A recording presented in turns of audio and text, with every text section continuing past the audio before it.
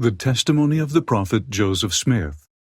The prophet Joseph Smith's own words about the coming forth of the Book of Mormon are, "On the evening of the 21st of September, 1823, I betook myself to prayer and supplication to Almighty God. While I was thus in the act of calling upon God, I discovered a light appearing in my room, which continued to increase until the room was lighter than at noonday, when immediately a personage appeared at my bedside, standing in the air, for his feet did not touch the floor. He had on a loose robe of most exquisite whiteness. It was a whiteness beyond anything earthly I had ever seen, nor do I believe that any earthly thing could be made to appear so exceedingly white and brilliant. His hands were naked, and his arms also, a little above the wrist. So also were his feet naked, as were his legs, a little above the ankles. His head and neck were also bare. I could discover that he had no other clothing on but this robe, as it was open, so that I could see into his bosom. Not only was his robe exceedingly white, but his whole person was glorious beyond description, and his countenance truly like lightning. The room was exceedingly light, but not so very bright as immediately around his person. When I first looked upon him, I was afraid, but the fear soon left me. He called me by name, and said unto me that he was a messenger sent from the presence of God to me, and that his name was Moroni, that God had a work for me to do, and that my name should be had for good and evil among all nations, kindreds, and tongues, or that it should be both good and evil spoken of among all people.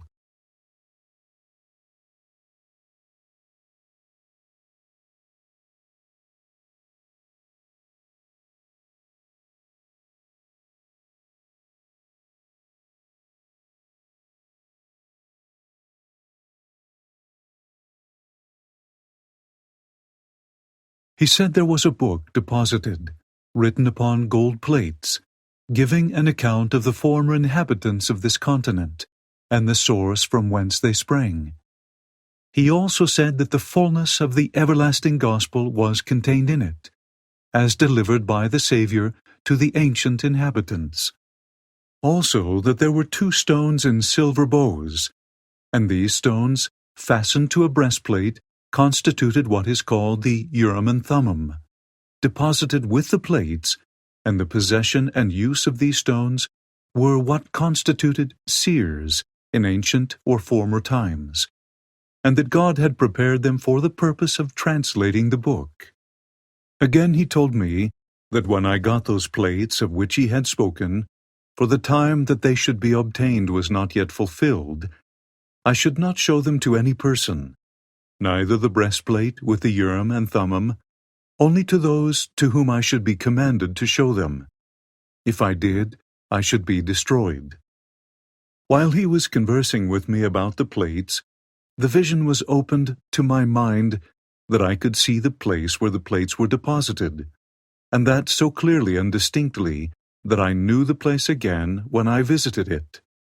After this communication, I saw the light in the room begin to gather immediately around the person of him who had been speaking to me, and it continued to do so until the room was again left dark, except just around him, when instantly I saw, as it were, a conduit opened right up into heaven, and he ascended till he entirely disappeared, and the room was left as it had been before this heavenly light had made its appearance.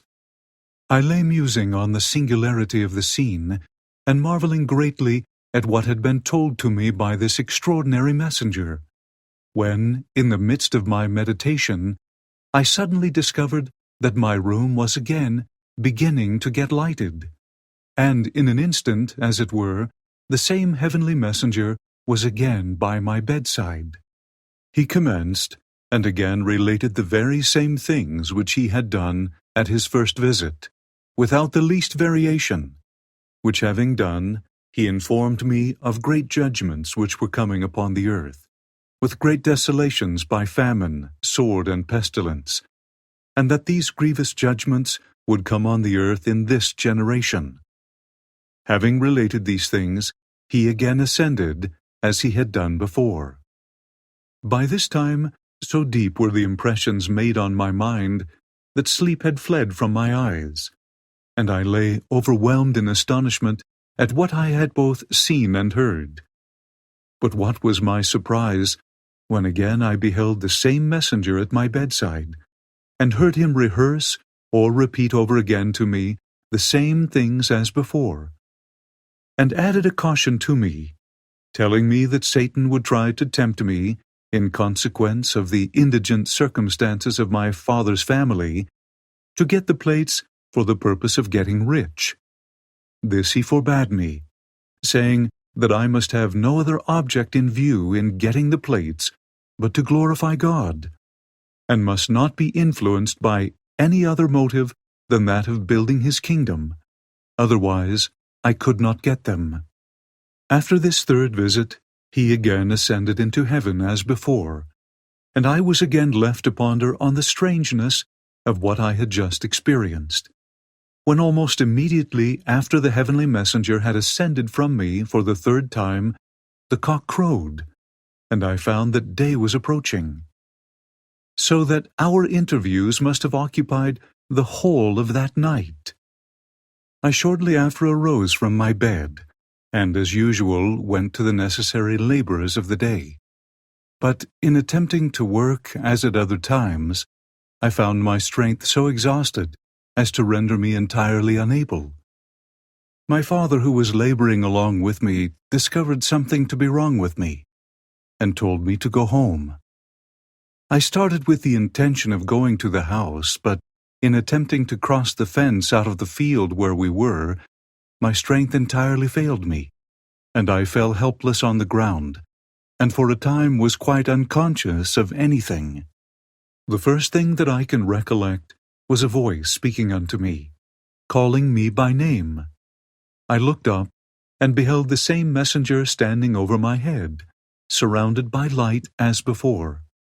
He then again related unto me all that he had related to me the previous night, and commanded me to go to my father and tell him of the vision and commandments which I had received.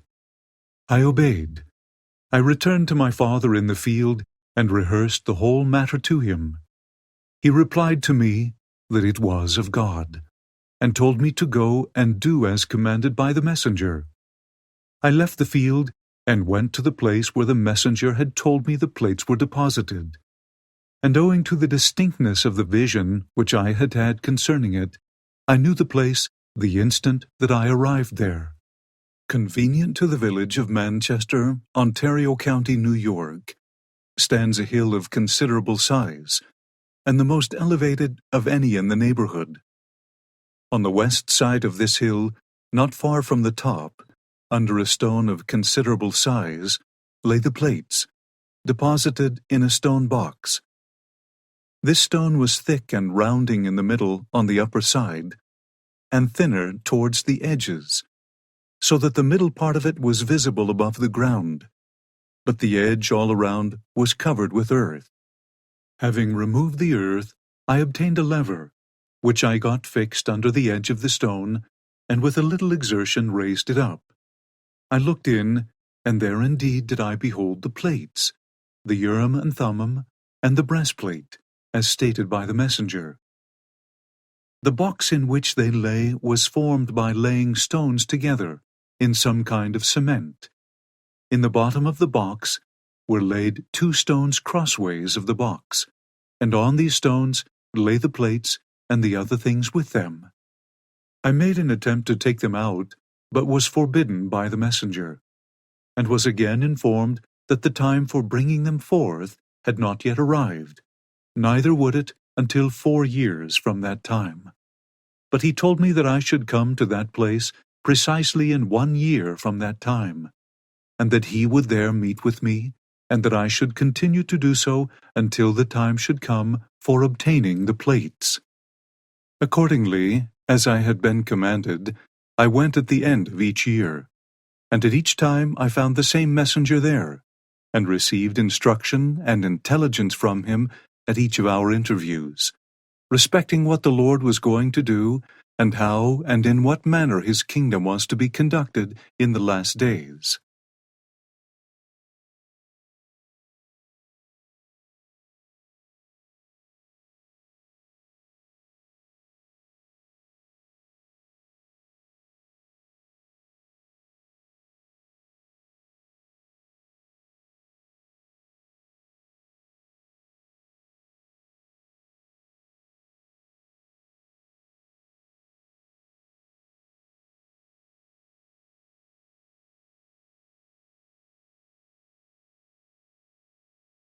At length the time arrived for obtaining the plates, the Urim and Thummim, and the breastplate.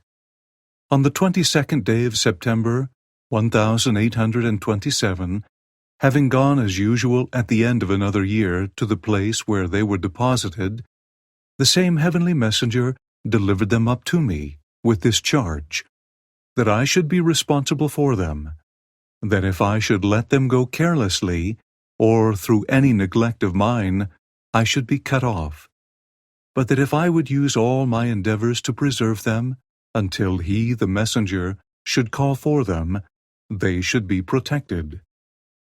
I soon found out the reason why I had received such strict charges to keep them safe, and why it was that the messenger had said that when I had done what was required at my hand, he would call for them. For no sooner was it known that I had them, than the most strenuous exertions were used to get them from me. Every stratagem that could be invented was resorted to for that purpose. The persecution became more bitter and severe than before, and multitudes were on the alert continually to get them from me if possible. But by the wisdom of God, they remained safe in my hands until I had accomplished by them what was required at my hand. When, according to arrangements, the messenger called for them, I delivered them up to him, and he has them in his charge until this day, being the 2nd day of May, 1838.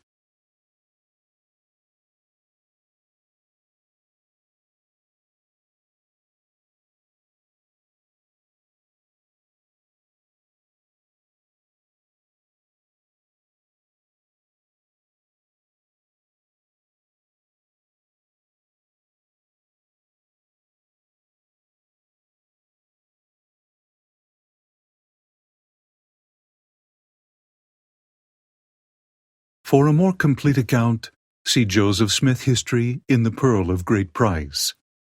The ancient record thus brought forth from the earth as the voice of a people speaking from the dust, and translated into modern speech by the gift and power of God, as attested by divine affirmation, was first published to the world in the year 1830, as the Book of Mormon.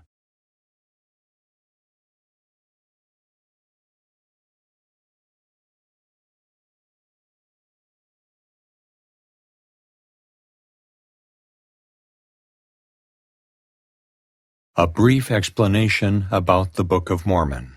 The Book of Mormon is a sacred record of peoples in ancient America and was engraved upon metal plates. Sources from which this record was compiled include the following. 1. The plates of Nephi, which were of two kinds, the small plates and the large plates. The former were more particularly devoted to spiritual matters and the ministry and teachings of the prophets, while the latter were occupied mostly by a secular history of the peoples concerned. 1 Nephi, chapter 9, verses 2 through 4. From the time of Mosiah, however, the large plates also included items of major spiritual importance. 2. The plates of Mormon, which consist of an abridgment by Mormon from the large plates of Nephi, with many commentaries. These plates also contained a continuation of the history by Mormon and additions by his son Moroni.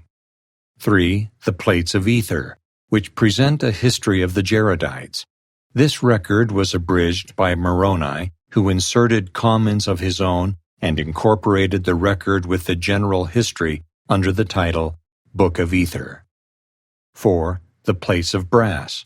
brought by the people of Lehi from Jerusalem in 600 BC. These contained the 5 books of Moses, and also a record of the Jews from the beginning, down to the commencement of the reign of Zedekiah, king of Judah, and also the prophecies of the holy prophets, 1 Nephi chapter 5, verses 11 through 13. Many quotations from these plates, citing Isaiah and other biblical and non-biblical prophets, appear in the Book of Mormon. The Book of Mormon comprises 15 main parts or divisions, known, with one exception, as books, usually designated by the name of their principal author. The first portion, the first 6 books, ending with Omni, is a translation from the small plates of Nephi. Between the books of Omni and Mosiah is an insert called the Words of Mormon. This insert connects the record engraved on the small plates with Mormon's abridgment of the large plates. The longest portion, from Mosiah through Mormon chapter 7, is a translation of Mormon's abridgment of the large plates of Nephi. The concluding portion, from Mormon chapter 8 to the end of the volume, was engraved by Mormon's son Moroni, who, after finishing the record of his father's life, made an abridgment of the Jaredite record as the Book of Ether, and later added the parts known as the Book of Moroni. In or about the year AD 421, Moroni, the last of the Nephite prophet historians, sealed the sacred record and hid it up unto the Lord, to be brought forth in the latter days, as predicted by the voice of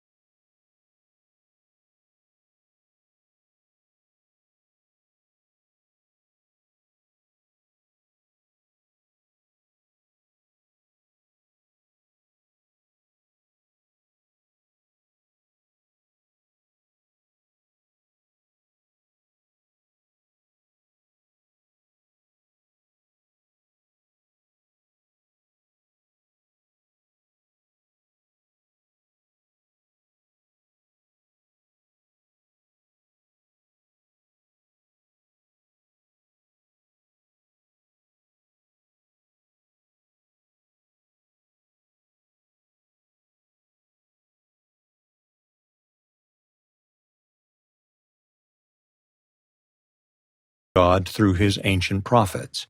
In AD 1823, this same Moroni, then a resurrected personage, visited the prophet Joseph Smith and subsequently delivered the engraved plates to him. About this edition, the original title page, immediately preceding the contents page, is taken from the plates and is part of the sacred text.